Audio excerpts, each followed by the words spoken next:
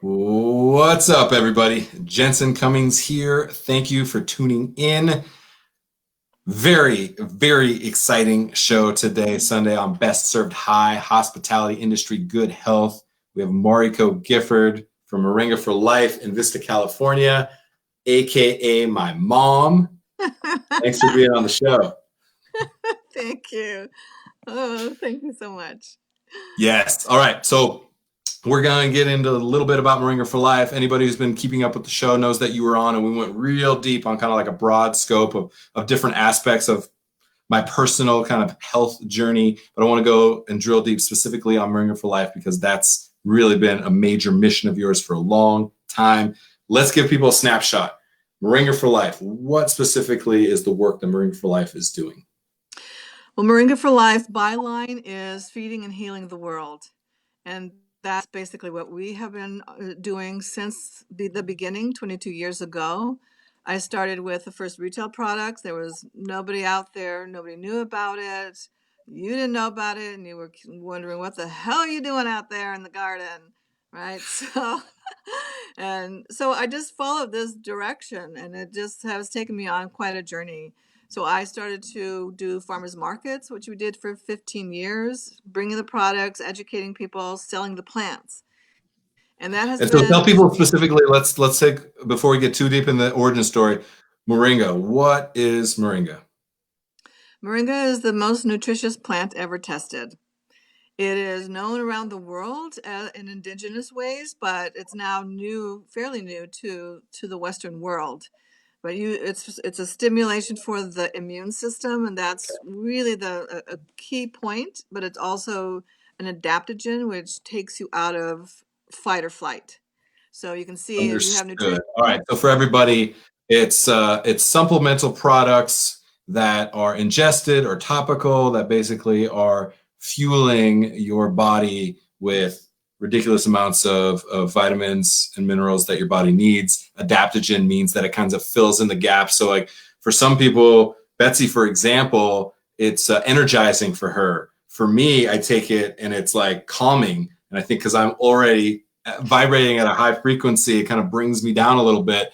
So it's not necessarily like just a boost in energy. It kind of finds the need that you have. That's my personal experience of it. So take us back 22 years, Vista, California. I'll tell people, I remember you out in the garage with, if cocaine were green, it would be like a cocaine lab, people. There was just green powder everywhere on everything as you're like hand filling capsules and tea bags to make teas and things like that. So 22 years back, why did you get yourself into this crazy path that now has sustained for 22 years? Well, moringa became an obsession when I was looking for the most nutritious plant as an organic inspector. That's a lot of work on a farm for a farmer to do that. So I wanted to find the most nutritious plant so all of that work would be worth it. And very hard to do. Moringa, for some reason, has been hidden. It isn't in botanical libraries. It's not listed in Trees of the World. It's not listed in Materia Medica or the Chinese Materia Medica. So when I finally found it, it was in a perennial seed catalog, which just said the most nutritious plant on earth. So I just went with Like that's that. it, the end, period. The most nutritious plant on earth. Yeah. And so Perfect. I just started with that and I never looked back. I got that seed, planted some. It's a vibrant color of green. I have a little yearling. We start to sell these at this time of year so people can have a root stock and start with a root instead of a seed. But this color of green is really vibrant and vibrant for our health. Right, And hold also, on. yeah. Sophie's texting. We got robot voice. I'm gonna reset real quick. We'll keep going.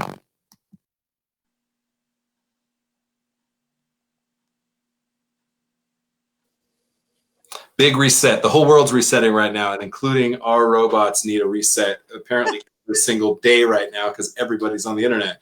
So keep going. You're on a roll. Sorry to Yeah. break up the roll there. No. So one of the things that I started to discover, it was on me to come up with how the consumer will use this because there was nobody out there. There's no guide, right? So I started to do a straight leaf tea and realized that once people steep that tea, they throw out the leaf, which is where a lot of the protein calcium is fixed in the leaf, right?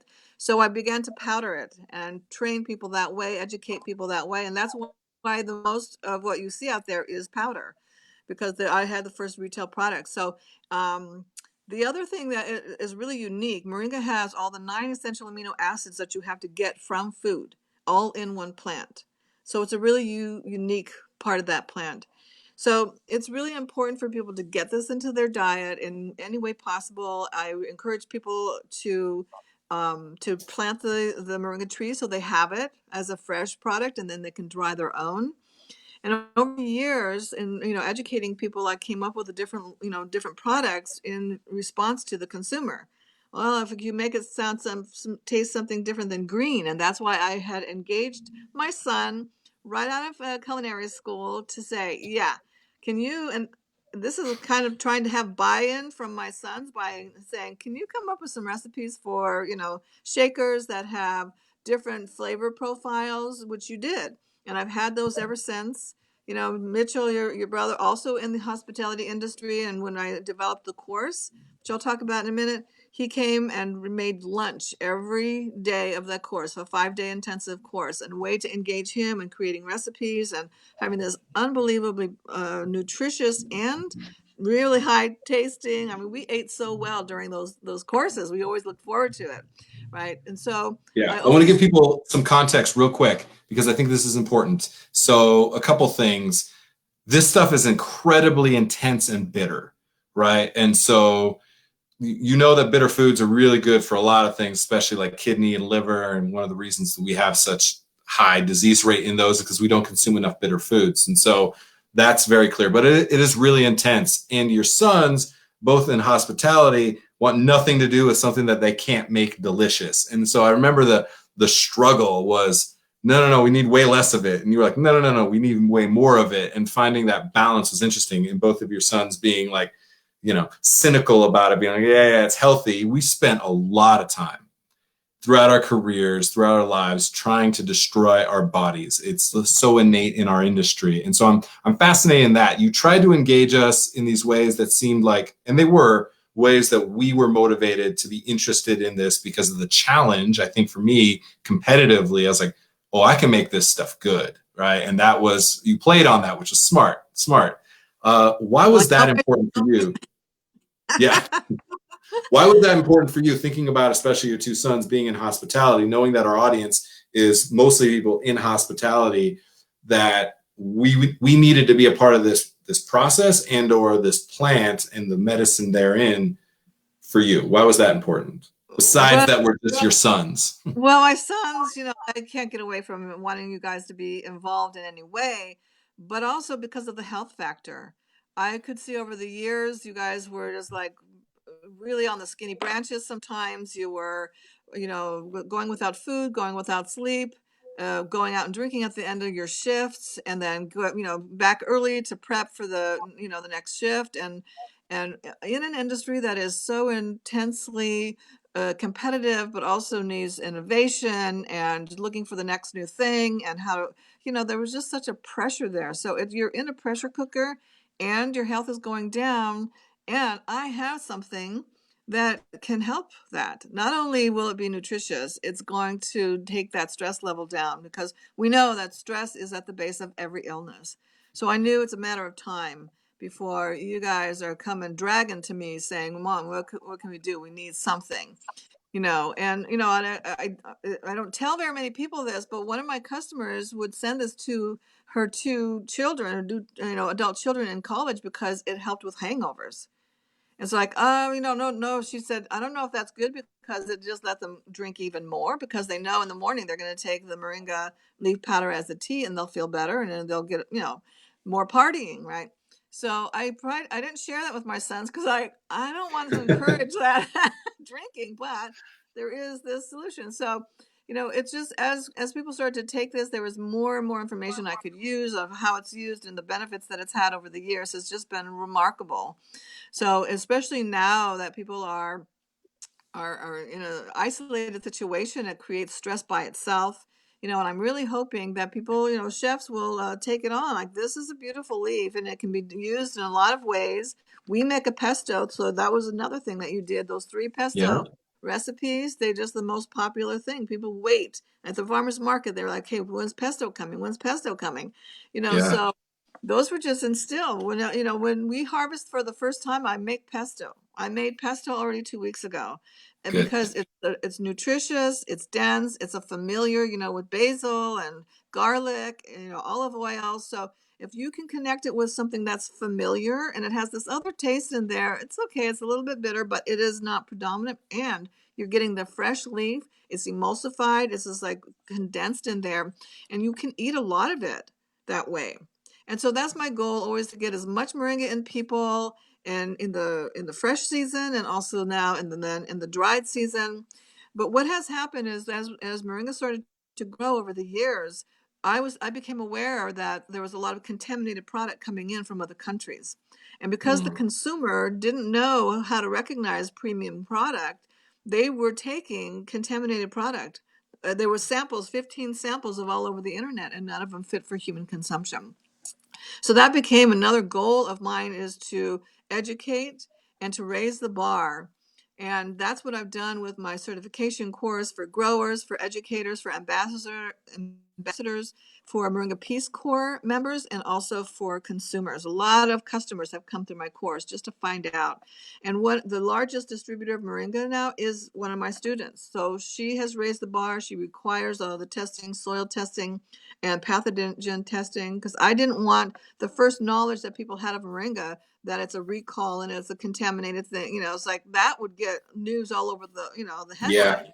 But the nutrition part is like hard to come. I want to give as many people in hospitality, working in restaurants, chefs, anybody, the most opportunity to engage. So I'm interested in a couple things that you just spoke on, is chefs' ability to take food and think about it both deliciously and as nourishment is becoming more important. Right now, the idea of comfort food is so prevalent because we just need to feel good. The idea of taking foods, eating foods, and taking in medicines, food, to take you out of fight or flight, to take you out of the immense amount of stress that is happening right now, is more crucial than ever. And the more that that can be mainstreamed, I think is valuable. So I hear the opportunity for chefs to take that plant and figure out ways to put it in their food to create longevity and the ability for that food to have an impact both from a delicious experience and from a health standpoint.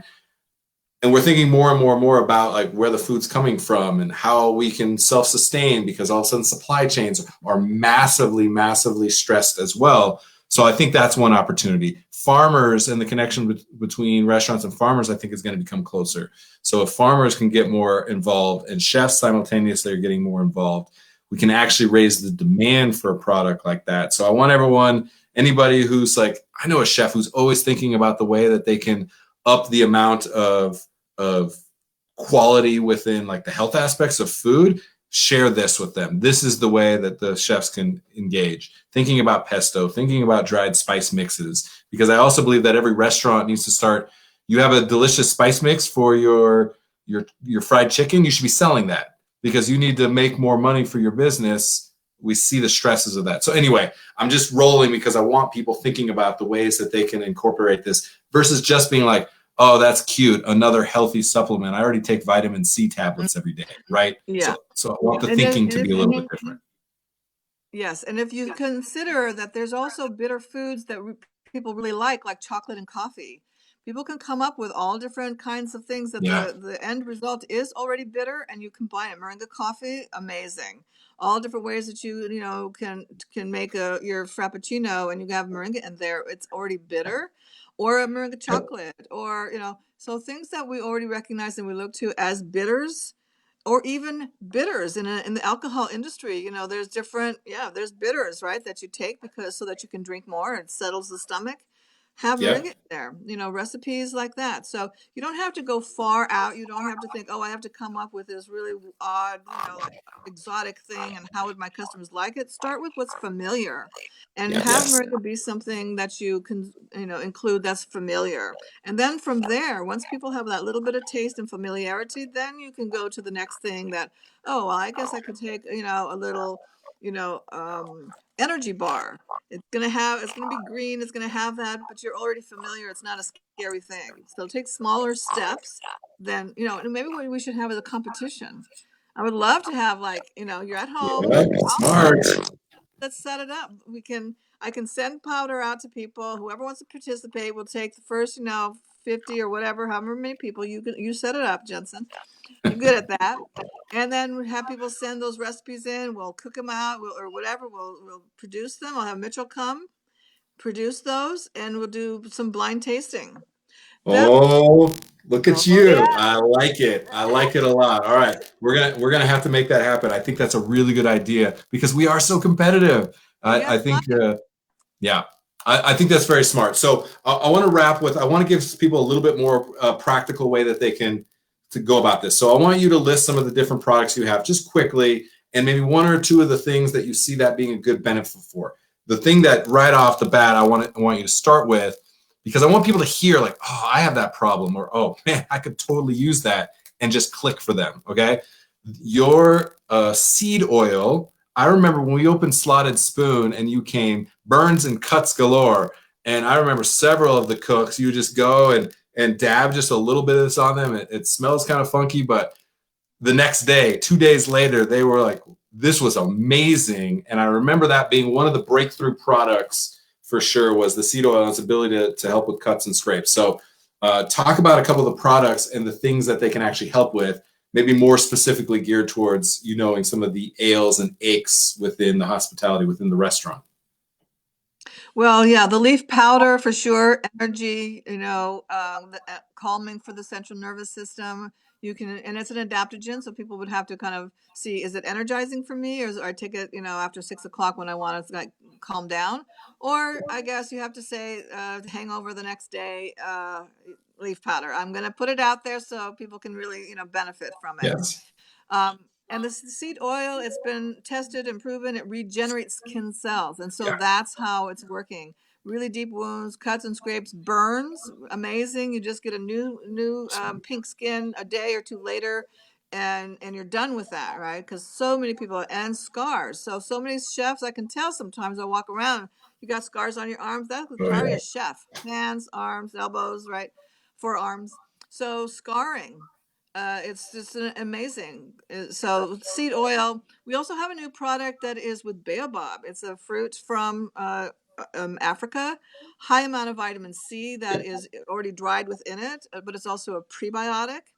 So high vitamin C right now for just stimulating the immune system. So that's one of my students' projects. So we're just promoting that as well. The rose cream people use for everything. It's just one of the go-to for moisturizing. But when you're anywhere, you can use that rose cream because it also has the seed oil. Then the one that I think is going to really hit hard is the spagyric. And spagyric is a foreign word for everyone. We're going to do a whole educational thing on it. It's Just how in to say it. alcohol. Yeah. Spagyric, yeah, it's just like, what Spagyric. is that? And that's a distilled product, so it's a concentrate of all of the constituents of moringa. It's in alcohol, so you guys are already used to that. Most people, they're not chefs or in that industry or bartenders. They have to kind of work up to it, but people who are in, they take it right away. Children can take that too. You just put it on the wrist or Yeah. the back of the neck, and that alcohol will dissipate and they lick that. That's just a really common way in European countries for taking tinctures for children, goes through the skin. So that's Yep. going to be something we'll do a whole educational thing on that. But straight away, that's like a rescue remedy. That's easy to take. We have it a spray form and a bottle, a dropper form, and that I think it is also in tune with our own interest in reducing the amount of biomass that you use for making products, because that's a really hard issue where some of those wildcrafted herbs are going extinct over harvesting. farms are farming that and commercially with all the pesticide because there's such a demand. So with spagyrics, you're using only 1/10 of the biomass in order to make that, and it's a distilled product. So people who are interested in distilling and that whole part of the hospitality industry, let's get them trained on how to make spagyrics. And now Yeah. you can You know have a what? It's whole line. interesting having, and the last thing I want to just mention is out here in Colorado being so dry, the chapstick. That chapstick is like Burt's Bees chapstick, where it feels like you just put butter on your lips, but for sure it'll help protect you. So even just having you on and then thinking about next week's guest, Angela Dugan is a bartender and then also has a botanical company, and she's going through becoming an herbalist, things like that. So I was very much like, oh, that'd be a good connection because tinctures and distillates, bitters, botanicals, tonics, things like that. I see that being a very good opportunity for products like this on top of the chef side. I think maybe the beverage and bar side Yeah. might be an even quicker unlock as well. So, all right, I want people to know as well. You have a podcast now. I'm so excited. I've been pushing you on the podcast. I've been helping you with that. Your first episode is up. Your kind of just introduction to yourself. Anchor. It's on now. All of a sudden, we see it's on Pocket Cast and Spotify. So go find Moringa for Life, the podcast. The very first episode's up, and now this puts pressure on us because we have 2 more, maybe 3 more episodes in the queue. So we got to hurry and get these. Maybe we'll just publish them tomorrow. But we want people to start connecting. These are broader, deeper, 1-hour conversations with your students. There's a lot of laughing. There's a lot of crying. If you know my mom, that's not surprising to you at all.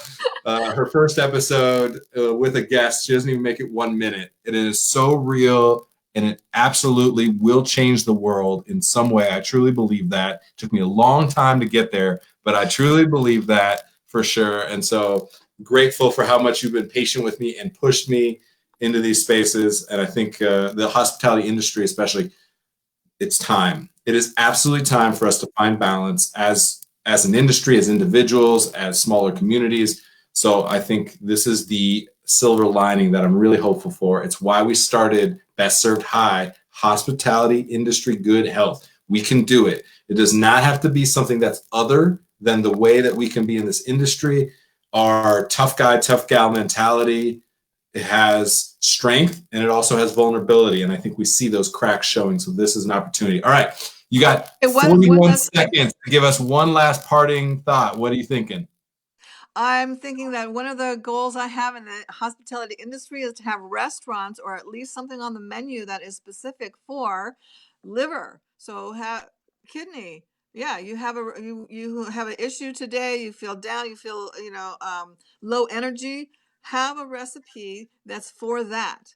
And so people start to make that bridge right inside the restaurant. Maybe you do pasta or you do whatever, that you have one, start with 1 or 2 things that people can say, "Oh, I have this health part of the menu, and it's specifically for the reducing stress, and it's a food. It's a meal you can eat.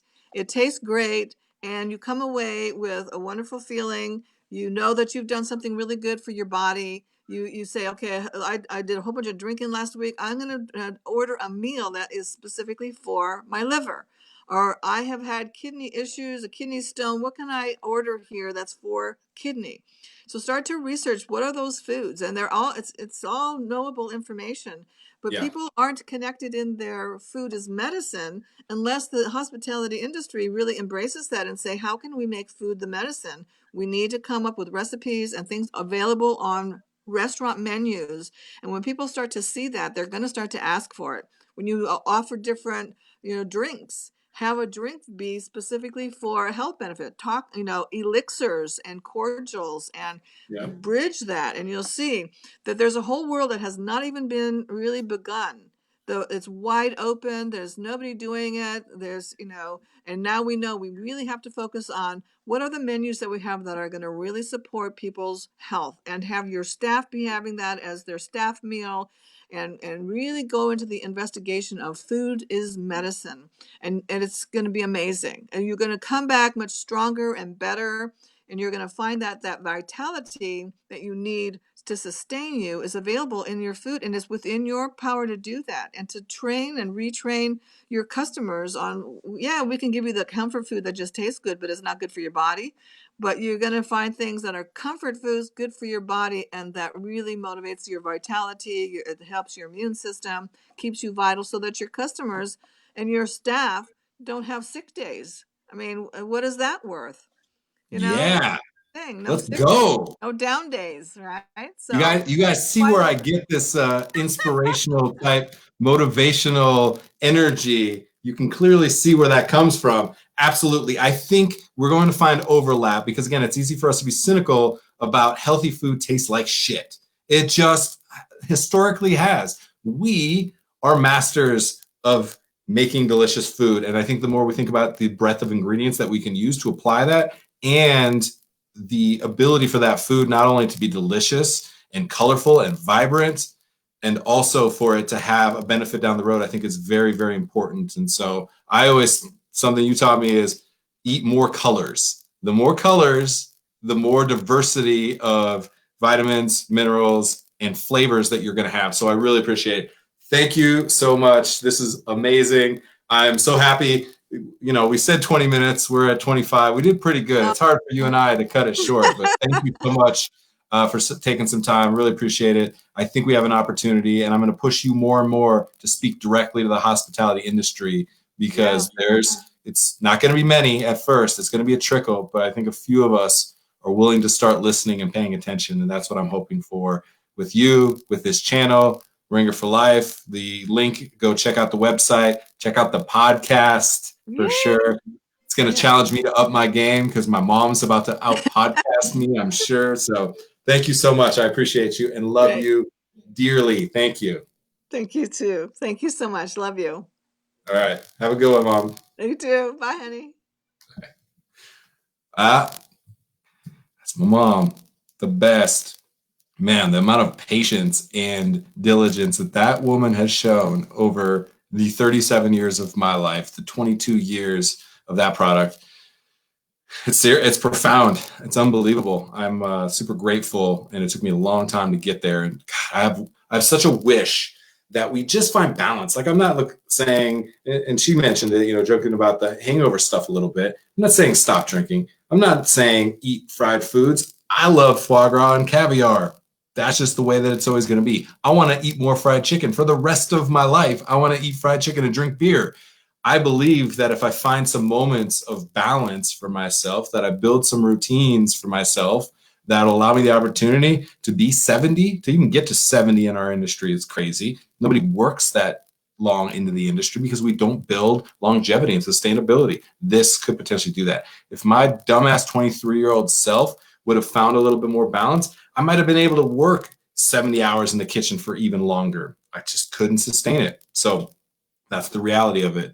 And I appreciate the opportunity to speak on that. All right, let me get out of here, people. Tomorrow, a new week. I'm very excited about next week. A lot of great guests on, and our 100th episode of Best Served live on Thursday, June 11th. A lot of fun stuff, some great guests. Ed Lee, absolute legend and icon, not just from 610 Magnolia and his work out in Louisville and the documentaries and the Chef's Mind and the Lee Initiative, so much. It's a really good dude as well. Garrett Oliver from Brooklyn Brewery, Debbie Gold coming back on from Chicago. So a lot of fun stuff. We're going to be shooting on location somewhere. Not going to tell you where, but check that out for sure. June 11th. More to come. Appreciate you all.